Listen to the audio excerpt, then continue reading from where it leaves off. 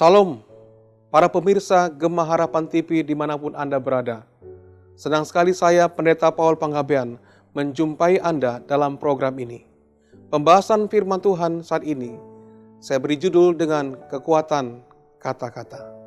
Kita akan baca firman Tuhan yang terdapat dalam buku Amsal, pasal yang ke-25, ayat yang ke-11. Perkataan yang diucapkan tepat pada waktunya adalah seperti buah apel emas di pinggan perak. Saudaraku sekalian, kita garis bawahi kata perkataan. Kata dasarnya adalah kata. Saudaraku yang dikasihi Tuhan, saya ingin bertanya kepada kita, apakah kekuatan terbesar di dunia ini? Apakah hal yang membahayakan di dunia ini? Apakah bom atom? Apakah gas beracun? Apakah peperangan? Atau apakah saudara sekalian? Saudaraku sekalian, saya mau sampaikan kepada pemirsa saat ini bahwa kekuatan terbesar adalah terdapat dalam kata-kata kita. Bila mana kita melihat di dunia ini terjadi peperangan, itu karena kata-kata. Terjadi perdamaian, itu karena kata-kata. Orang bunuh diri, putus asa karena kata-kata. Orang membunuh karena kata-kata. Saudaraku sekalian, perkataan kita mempunyai dampak yang luar biasa untuk menguasai perasaan kita, kemudian menguasai tindakan-tindakan kita. Bila mana kita membaca di Alkitab, saudara sekalian, ada banyak tokoh-tokoh Alkitab yang dituliskan dalam firman Tuhan ini juga korban dari kata-kata. Hawa tergoda oleh godaan ular. Juga oleh karena pintarnya ular itu iblis memilih kata-kata yang kemudian meragukan Tuhan, dan akhirnya Hawa percaya kepada ular dan jatuh ke dalam dosa. Kita juga bisa melihat bagaimana Kain membunuh Habel karena kata-kata yang dia katakan dalam dirinya, saudara sekalian.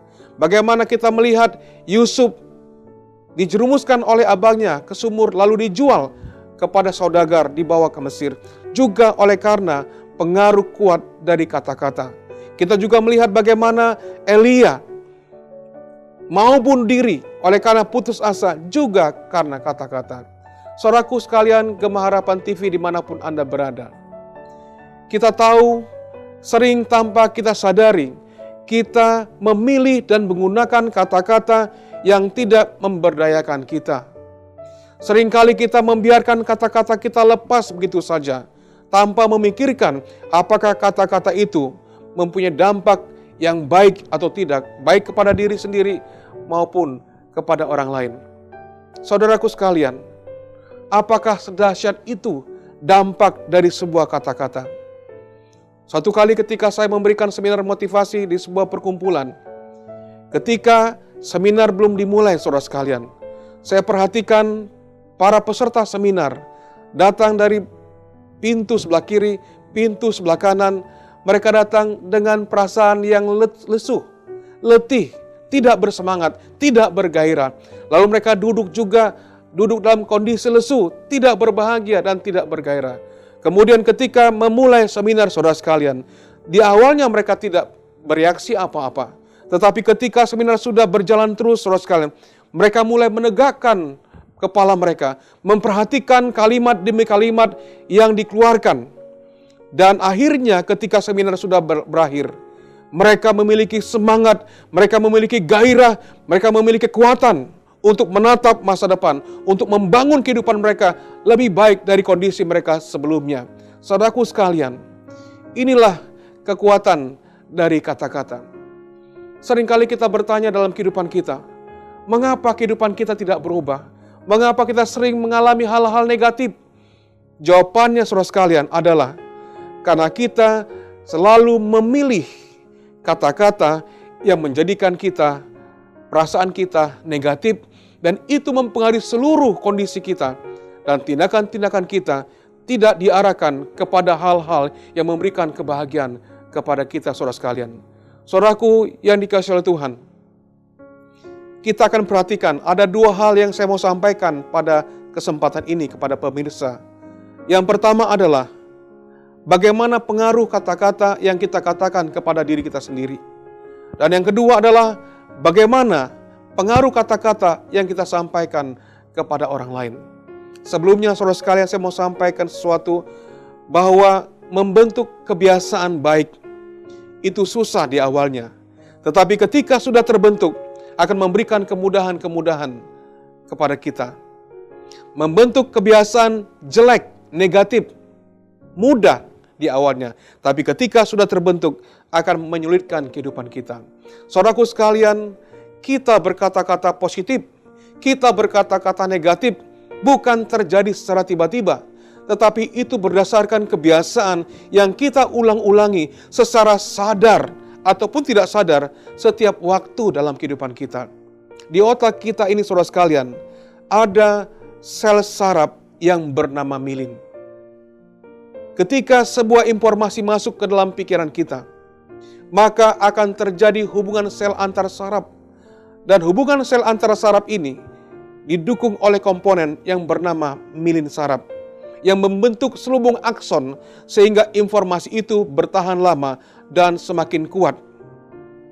Jika semakin sering informasi yang sama diulang-ulangi, maka selubung mielin tersebut akan semakin tebal, dan semakin tebal. Dan akhirnya informasi itu akan semakin kuat dan tinggal lama, dan itu akan membentuk karakter kita. Saudaraku sekalian, pembentukan mielin saraf ini memberikan pemahaman kepada kita untuk membentuk sebuah kebiasaan, entah itu baik ataupun itu buruk. Pernahkah Bapak Ibu sekalian berjalan di atas rumput yang tadinya belum tercipta jalanan, kemudian kita berjalan satu kali belum tercipta, kemudian 2 kali, 3 kali, lama-kelamaan rumput tersebut akan menjadi sebuah jalan kecil. Inilah analogi yang saya mau sampaikan. Bagaimana ketika sebuah kebiasaan kita sampaikan, kita terima dalam otak kita, dan itu akan menjadi karakter kita dan mempengaruhi tindakan kita, kemudian mempengaruhi kondisi kehidupan kita. Nah, saudaraku sekalian, hal pertama yang kita akan bahas adalah kata-kata yang kita ucapkan kepada diri kita sendiri. Menurut penelitian saudara sekalian, ada kurang lebih 70.000 sampai 80.000 kali terjadi dialog internal, atau saya istilahkan dengan sandiwara batin dalam kehidupan kita. Dalam setiap satu hari, 70.000 sampai 80.000 kali kita berkata-kata dengan diri kita sendiri.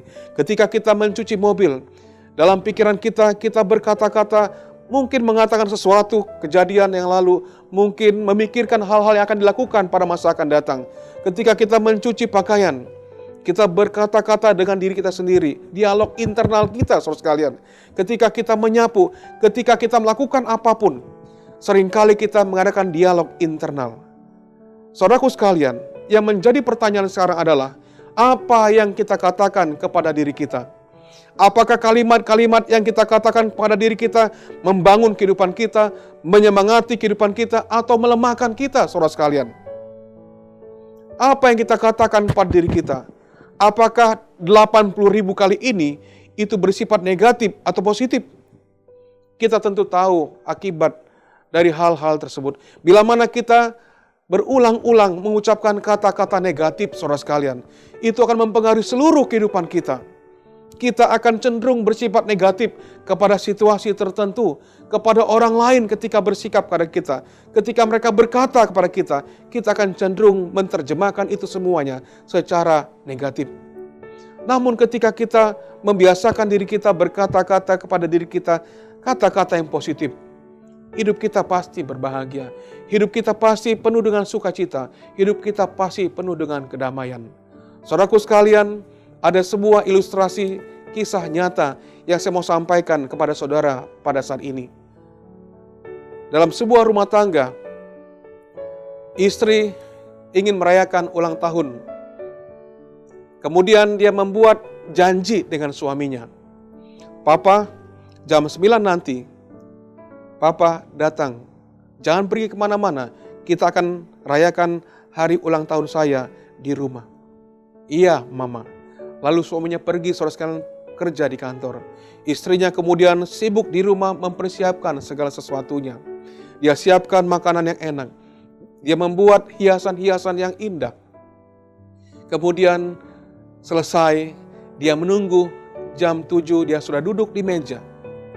Jam 8, kemudian tiba jam 9. Sesuai dengan janji mereka berdua, suaminya akan datang jam 9 untuk merayakan ulang tahun istrinya. Jam 9 saudara sekalian ditunggu, suaminya tidak datang.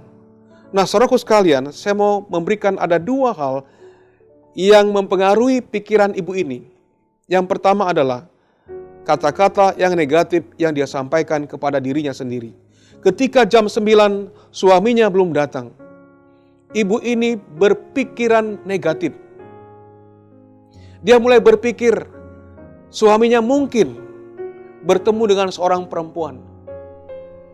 Kemudian jam 10 tiba, istrinya berpikir mungkin suami sudah makan bersama dengan seorang perempuan di sana. Kemudian saudara sekalian, seluruh pikiran daripada sang istri ini adalah negatif. Kemudian, apa yang terjadi dengan perasaannya? Dia mulai marah, dia mulai emosi. Dan dia berusaha memadamkan emosinya, tapi tidak bisa saudara sekalian. Dan dia berketetapan, kalau suaminya pulang ke rumah, dia akan labrak suaminya. Jam 11, suaminya tiba di rumah. Saudaraku sekalian, dia sudah duduk di depan ruang tamu. Pintu terbuka, suaminya tiba datang di rumah. Kemudian si istri melompat dan kemudian berusaha memukul suaminya, memarahi suaminya, dan mengatakan hal tidak baik kepada suaminya. Suaminya kaget. Suaminya bingung, apa yang terjadi? Lalu suaminya berkata, "Mama, apa yang terjadi? Kamu selingkuh, kamu begini," kata istrinya. Saudaraku sekalian, tidak terjadi apa-apa saudara sekalian. Tetapi dialog internal dalam pikiran sang istri sudah membuat gambaran bahwa suaminya itu selingkuh. Padahal tidak terjadi apa-apa. Dan terjadi pertengkaran malam itu. Nah sekarang saya membawa saudara untuk ke yang berikutnya. Jika ibu ini berpikiran positif. Mereka sudah janjian jam 9 saudara sekalian. Jam 7 si istri sudah duduk di meja makan. Jam 8 belum datang juga. Kemudian jam 9 belum datang juga. Jam 10 belum datang juga. Istrinya berpikiran positif. Aduh, suami saya kenapa belum datang? Apakah dia di jalanan pecah bannya? Di tol, aduh kasihan. Dia sudah capek dari kantor, dia memperbaiki bannya, mengganti ban.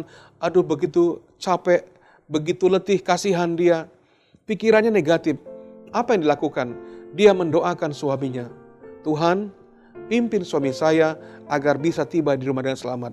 Suaminya tiba di rumah jam 11. Apa yang menjadi tanggapan istrinya? Dia duduk di ruang tamu saudara sekalian. Kemudian ketika dia melihat suaminya datang pulang, masuk ke ruang tamu, dia lari mengejar suaminya, dia peluk suaminya, dan dia bersyukur kepada Tuhan. Tuhan terima kasih, Tuhan sudah peliharakan suami saya, Tuhan sudah pimpin suami saya, tiba di rumah dengan selamat. Dia cium keningnya, dia cium pipinya saudara sekalian.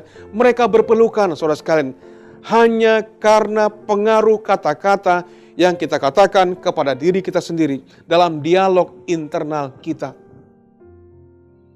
Saudaraku sekalian, kita harus memperhatikan perkataan-perkataan yang kita katakan kepada diri kita. Karena sering tanpa kita sadari, kita mengucapkan kata-kata yang tidak memberdayakan kita. Saya seringkali membaca dan memperhatikan tulisan-tulisan yang ada di FB, saudara sekalian. Saya membaca, dikatakan di sana pusing. Ada yang mengatakan stres, ada yang mengatakan sakit hati, ada yang mengatakan saya benci. Semuanya mengandung nuansa kata negatif. Bila mana ini terus diulang-ulangi saudara sekalian, maka ini akan mempengaruhi perasaannya, mempengaruhi hari-harinya. Dia akan menjalani hari dengan apa? Dengan kegelisahan, dengan kegeraman, dengan kebencian, dengan amarah. Namun ketika kita membaca di FB ataupun dimanapun, hari ini luar biasa. Aku bersyukur, aku berterima kasih. Hari ini aku akan bertambah baik. Hari ini aku terus bertambah maju. Saudaraku sekalian, kita bisa lihat bagaimana ketika dia menjalani hari-harinya penuh dengan kegembiraan, berjalan dengan semangat, menatap orang dengan semangat, bersalaman dengan semangat hanya karena pengaruh kata-kata. Dialog internal kita, saudara sekalian, itu luar biasa. Pendapat yang paling utama dalam kehidupan kita adalah pendapat yang kita katakan kepada diri kita sendiri dalam dialog internal kita. Jika pendapat kita tidak berpihak kepada yang membahagiakan kita, memberhasilkan kita, mendorong kita untuk maju, untuk berkembang, itu artinya kita hidup menyesuaikan kecilnya pendapat kita tentang diri kita. Saudaraku sekalian, kita jangan pernah bermain-main dengan kata-kata. Kalau kita bermain-main kemudian kita lakukan dengan keseringan kita menggunakan kata negatif, hidup kita akan negatif. Sekarang berikutnya yang kedua.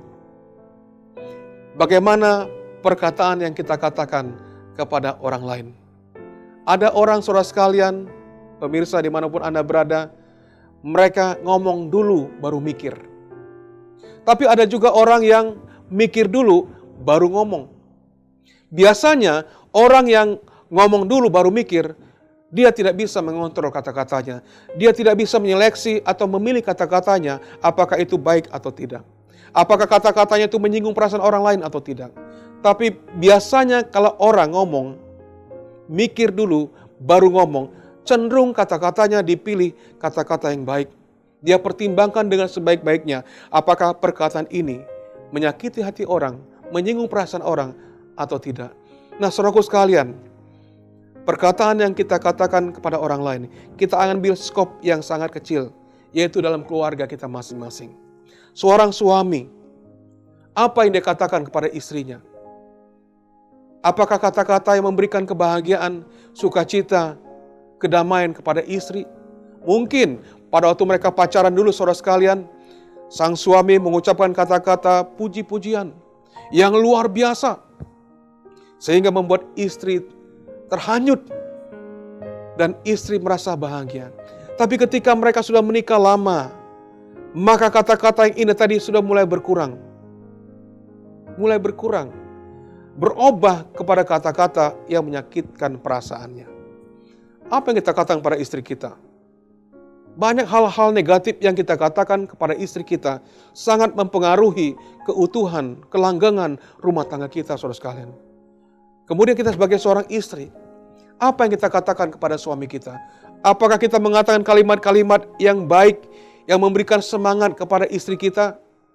Coba perhatikan, renungkan saudara sekalian. Kalau rumah tangga kita tidak baik, saudara sekalian, kalau rumah tangga kita mengalami pertengkaran demi pertengkaran, perhatikan penggunaan perkataan kita. Kemudian berikutnya, perkataan yang kita sampaikan atau kita katakan kepada anak-anak kita. Apakah perkataan kita lebih cenderung menggarisbawahi kekurangan mereka? Apakah perkataan kita lebih cenderung untuk mematikan semangat mereka?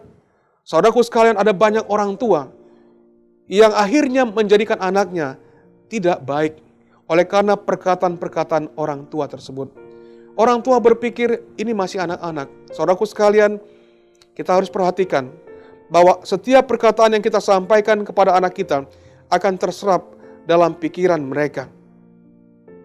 Dan bila mana perkataan yang kita katakan itu negatif, maka itulah yang akan terserap dalam pikiran anak-anak kita. Namun ketika itu positif, itu juga yang terserap. Mana yang kita pilih, positif atau negatif?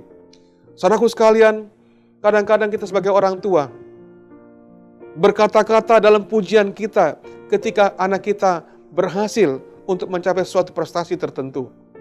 Tapi bagaimana bila mana anak ini tidak berhasil dalam prestasi tertentu? Apakah perkataan kita akan sama? Perhatikan saudara sekalian, mungkin ini pernah kita lakukan di rumah kita. Mungkin ini kita pernah lakukan dimanapun kita berada. Kita hanya memuji anak kita hanya ketika mereka berhasil. Tapi ketika mereka gagal, kita memilih kata-kata menghancurkan harga diri mereka, menghancurkan kebahagiaan mereka, dan menghancurkan masa depan mereka. Saudaraku sekalian yang dikasihi oleh Tuhan, Gema Harapan TV dimanapun Anda berada. Perhatikan kualitas kata-kata kita. Bila mana kita ingin merubah kualitas kehidupan kita, maka mulai sekarang seleksi penggunaan kata-kata kita. Apakah itu positif atau negatif? Saudaraku, jika kita mengambil alih kendali setiap perkataan yang kita izinkan masuk dalam pikiran kita, itu artinya kita mengambil alih kendali kehidupan kita, masa depan kita, masa depan keluarga kita, dan masa depan keselamatan kita. Saudaraku sekalian, setan seringkali berusaha menanamkan perkataan-perkataan yang membatasi keselamatan kita. Hari ini saudara sekalian, buat keputusan untuk mulai memilih, menyeleksi kata-kata yang kita ucapkan baik kepada diri kita maupun kepada orang lain. Bila mana kita ingin berbahagia, perhatikan kualitas kata-kata kita. Mulai sekarang, berkata-katalah baik kepada diri kita dan juga kepada orang lain. Kiranya firman Tuhan ini dapat memberikan motivasi kepada kita semuanya, memberikan kekuatan, memberikan dorongan untuk lebih berbahagia dari sebelumnya. Mari kita berdoa. Bapa kami yang di sorga, terima kasih ya Tuhan, oleh karena Tuhan memberikan kesempatan kepada kami untuk bertemu dengan Pak Permisa Gema Harapan TV. Bapa di sorga, apa yang telah hamba sampaikan Tuhan, biarlah mulai hari ini kami dapat memilih untuk menggunakan kata-kata yang baik, kata-kata positif, baik kepada diri kami maupun kepada orang lain, sehingga kehidupan kami akan penuh dengan sukacita, penuh dengan kebahagiaan. Tolong kami Bapa, mampukan kami Tuhan, sehingga kehidupan kami selaras dengan kehendak Tuhan, sampai Tuhan datang pada kali yang kedua. Terima kasih ya Tuhan, ampunkan dosa kami, dalam nama Yesus kami berdoa. Sampai bertemu pada program berikutnya, Tuhan memberkati.